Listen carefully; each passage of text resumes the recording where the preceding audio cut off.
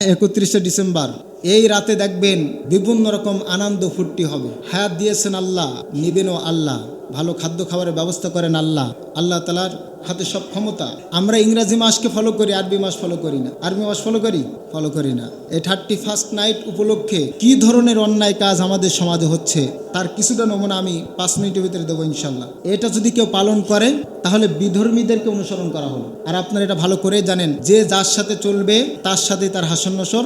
আপনি যে কালচার অনুসরণ করবেন, ভালোবাসবেন, সেই কালচার যদি ইসলামী কালচার না হয় তাহলে তাদের সাথে আপনার হাস্যনসর হবে। এখন আপনি চিন্তা করেন কোনটা করবেন। তারপরে বলা হচ্ছে আটোসাটো পোশাক পরিধান করা হয়, অথচ আটোসাটো পোশাক পরিধান করা ইসলামে নিষেধ। যে পোশাক পরিধান করার পরে মানুষের শরীরের অঙ্গ প্রত্যঙ্গ বোঝা যায়, এই ধরনের পোশাক পরিধান করা ইসলামে হারাম, হোক সে পুরুষ বা নারী। ইসলামের পোশাকের ব্যাপারে বলা হয়েছে যে তোমরা তাকুয়ার পোশাক পরিধান করো। কোন পোশাক? তাকুয়ার পোশাক, ঢিলি ঢালা পোশাক, যে পোশাকে তোমার শরীরের অঙ্গ প্রত্যঙ্গ কিছু অনুধাবন করা যাবে না, এমন পোশাক তোমার পরিধান করো। কিন্তু এই দিন দেখবেন অনেকে আটোসাটো প্যান্ট পরে, পোশাক পরে তারা প্রদর্শনে লিপ্ত হয়, সেটা ইসলামে হারাম ঘোষণা করা হয়েছে। অনেকে শরীরে ট্যাটু অঙ্কন করে, আছে না? এই দিনে দেখবেন ট্যাটু আঁকায়।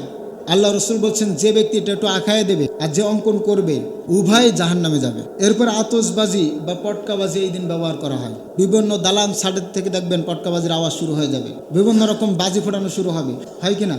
এই বাজিগুলো ফোটানোর কারণে অনেক মানুষ ক্ষতিগ্রস্ত সম্মুখীন হয়। যাদের হার্টের সমস্যা, যারা রুগী, অসুস্থ মানুষ, এই জাতীয় শব্দ যখন হয় তখন এই মানুষগুলো অনেক কষ্ট পায়। যদি কোনো মমিন বান্দা দ্বারা অপর মমিন বান্দা যদি কষ্ট পায় তাহলে সে কখনো দিন মমিন থাকতে পারে না। কারণ মমিনের বৈশিষ্ট্য হলো তার হাত পা, তার কর্ম দ্বারা অপর মুসলিম হিফাজত থাকবে, কষ্ট পাবে না, নিরাপত্তা পাবে। আল্লাহ তাআলা আমাদেরকে হিফাজত করুন, বলেন আমিন। এরপরে এই দিন কি হয়? গান বাজনা করা হয়। গান বাজনা কি হালাল না হারাম? এই হারাম কাজ আমাদের সন্তানেরা দেখবেন এই দিন করবে, আর আমরা তাদেরকে টাকাও দেব। বলবে হুজুর বছরে একদিন করতেছে, একদিন হোক আর আধা দিন হোক, ইসলামে যেটা হারাম সেটা হারামই। আপনার আমার জন্য কোনো ছাড় নাই, আছে নাকি? কোনো ছাড় নাই। এখন যদি আপনার সন্তান বা আপনি, আমরা যদি এই গান বাজনা করি তাহলে অবশ্যই এর জন্য আমাদেরকে জাহান্নামে যাওয়া লাগবে। আল্লাহ রসুল কোনো জায়গায় যদি কোনো এরকম বাজনা বাজতো, নবীজি সেখান থেকে কান ধরে আগাতেন। কোনোভাবেই এই শ্রবণ যেন আমার শরীরের ভিতরে প্রবেশ করতে না পারে, কারণ এই বাদ্যযন্ত্রের আওয়াজ মানুষের কলবকে নষ্ট করে দেয়, অনুভূতি শক্তি নষ্ট করে দেয়। মাদক সেবন হয়, দেখবেন অনেক ছেলে মেয়ে যারা কোটিপতি ছেলে মেয়ে তারা দেখবেন বিভিন্ন রকম নেশা দ্রব্য এই রাতে পান করে আড়াই থাকে, নেশা দ্রব্য পান করে। এখানে যখন আপনার সন্তানটাও যাবে তখন ওই বন্ধুদের পাল্লায় পড়ে সেও নেশা করতে শুরু করবে। এক সময় সে বড় ধরনের নেশাগ্রস্ত ব্যক্তিতে পরিণত হবে। এই জন্য বিশেষ বিশেষ কিছু দিনে আমাদের দেশে সন্তানেরা নষ্ট হওয়ার জন্য তারা এই সমস্ত কাজে লিপ্ত হয়, এবং সেখানে যারা যায় ভালো ছেলেরাও খারাপ হয়ে যায়। এরপরে জিনা ব্যভিচার দেখবেন বেড়ে যায়। এই রাতে ছেলে মেয়ে সবাই একাকার হয়ে যখন পিকনিক করে বিভিন্ন রকম অন্যায় কাজে তারা তখন লিপ্ত হয়, অথচ জিনার ধারে কাছে যেতেও কোরআনে নিষেধ করা হয়েছে। এই জাতীয় অন্যায় কাজ থেকে অন্তত আমাদের ছেলে মেয়েদেরকে যেন আমরা বিরত রাখতে পারি। 31st নাইট এই রাত উপলক্ষে যে সমস্ত আকাম কুকাম হয় এ থেকে যেন আমরা বিরত রাখতে পারি। এরপরে বলা হয়েছে শিরিকযুক্ত স্লোগানটা কেমন দেখেন? মোসে যাক গিলানি, সোয়ে যাক জয়া, অগ্নিচানে সুসি হোক ধরা, নাউজুবিল্লাহি মিন জালিক। এই জাতীয় স্লোগান এই রাতে দেওয়া হয়। এই স্লোগানটা আসছে কোথা থেকে জানেন? এই স্লোগানটা আসছে অগ্নি পূজকদের থেকে। অগ্নি পূজকরা তারা অগ্নি পূজা করে এবং মনে করে আমরা পবিত্র হচ্ছি। মুসলিমদেরকে এরকম কোনো কিছু করে পবিত্র হওয়ার সুযোগ আছে? বলেন সুযোগ আছে? আর আপনারা তো স্পষ্ট জানেন ইন্না শিরকা লাযুলমুন আযীম, শিরিকের গুনাহ আল্লাহ তাআলা কখনো ক্ষমা করবেন না। তাহলে এই রাতে যারা এই 31st নাইট পালন করবে তারা কিন্তু এই মস্ত বড় গুনাহের মধ্যে লিপ্ত হয়ে যাচ্ছে। তা আল্লাহ তাআলা যেন আমাদের সন্তানদেরকে বা আমাদেরকে যেন আল্লাহ তাআলা এই 31st নাইট নামক এই ব্যাধি থেকে আমাদেরকে যেন হেফাজত করেন, সকলে বলে আমিন। আপনারা কি আপনাদের সন্তানদেরকে এই দিন পিকনিক করার জন্য ঢোল তাবলা বাজানোর জন্য টাকা দিবেন? যুবক ভাইয়েরা এই দিন কি ঢোল তাবলা বাজাবেন?